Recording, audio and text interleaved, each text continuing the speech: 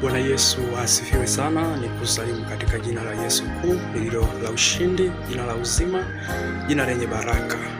Mpendwa mtazamaji na msikilizaji, je, umeomba leo? Je, umemshukuru Mungu? Umeamka umeomba, umesoma neno lake kama tulivyokubaliana? Basi mpendwa mtazamaji na msikilizaji wangu, niseme tu kwamba katika nyakati hizi tunapita katika dunia ambayo inabadilika, katika dunia ambayo ina utandawazi mwingi, lakini cha msingi ni kumwomba Mungu, kwa sababu Mungu amesema ya kwamba shukuruni Mungu kwa kila jambo.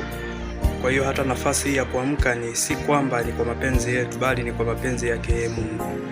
Basi wapendwa watazamaji na wasikilizaji wangu, nataka leo tujikumbushe andiko moja kutoka katika Biblia linalosema ya kwamba katika kitabu kile cha Waefeso kwamba hatimaye mzidi kuwa hodari katika Bwana na katika uweza wa nguvu zake. Biblia inapozungumza kwamba hatimaye tuzidi kuwa hodari katika Bwana, haizungumzi nje na Bwana. Kwa hiyo uhodari wetu unajengwa juu ya misingi ya katika Kristo Yesu. Kwa hiyo tunahimizwa kama wateule wa Mungu, kama wana wa Mungu, kuwa hodari katika Bwana, katika uweza na katika nguvu zake. Sasa kumbe uhodari mwingine nje na Bwana katika Biblia hautambuliwi vema. Unatambuliwa ule uhodari ambao upo katika Bwana. Nje anaposema hatimaye mzidi kuwa hodari, hatimaye mzidi kuwa hodari, mzidi kuwa shupavu, mzidi kuwa na nguvu, mzidi kuwa na hekima, mzidi kuwa na maarifa katika Bwana, katika Bwana, kwa sababu amesema ya kwamba kumcha Bwana ni chanzo cha maarifa, kumcha Bwana ni chanzo cha uzima, kumcha Bwana ni chanzo cha uponyaji, kumcha Bwana ni chanzo cha maendeleo, kumcha Bwana ni chanzo cha kila kitu, yani kilicho chema kinatokana na kumcha Bwana. Maana amesema ya kwamba katika yeye tunakwenda, tunaishi na kuwa na uhai wetu. Kwa hiyo katika Bwana kuna watu wanaishi lakini hawana uhai, kuna watu wanakwenda lakini hawaishi, kuna watu hawaendi kabisa. Lakini Biblia inasema ya kwamba maana katika yeye tunakwenda, tunaishi na kuwa na uhai wetu. Sasa changamoto kubwa ni kwamba uhodari huo unapatikana wapi? Ndio anaposema ya kwamba, anapowatahadharisha kwamba mkiwa hodari mtashinda vita, anaposema ya kwamba hatimaye muwe mzidi kuwa hodari katika Bwana na katika uweza wa nguvu zake. Kwa hiyo tunahimizwa kila siku kwamba tuzidi kuwa hodari katika maisha haya, tuzidi kuwa hodari, kwa sababu tukishakuwa hodari katika mambo ya kiroho, hata mambo ya kimwili, katika mambo ya kijamii, hata mambo ya kiuchumi pia tutakuwa hodari, kwa sababu haya mambo yote unayoyaona yametokana na ulimwengu wa roho. Yametokana na ulimwengu wa roho, ndipo yanapokuja ulimwengu wa mwili. Kwa hiyo jambo lolote lile linatoka katika ulimwengu wa ndani.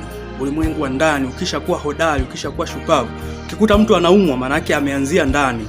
Ukiona mtu ana amani, amani ile imetoka ndani, ndipo inapotoka nje. Lakini amani inayoanzia nje inaenda ndani, mara nyingi inabeba uharibifu, mara nyingi inabeba changamoto, mara nyingi inabeba, inakuwa kinyume na mapenzi ya Mungu, kwa sababu Mungu anaanzia ndani. Ni kama wokovu mtu anaopata, anaanza kwa kuamini, baada ya hapo sasa anaanza kubadilisha mienendo na tabia zake. Ndiyo anaposema uhodari ambao tunatakiwa kuwa nao, usitoke nje, bali uanzie ndani uende nje, bali uanzie ndani ya mtu uende nje. Ndipo pale anaposema kwamba hatimaye mzidi kuwa hodari katika Bwana, hatimaye mzidi kuwa hodari. Nazungumza kwamba uhodari wetu unajengwa sawasawa na askari anayefanya mazoezi kila siku, anayefanya mazoezi asubuhi, mchana na jioni, akiwa anajiandaa kwa ajili ya vita mbalimbali ambazo zitatokea katika ulimwengu wa mwili au katika ulimwengu wa roho.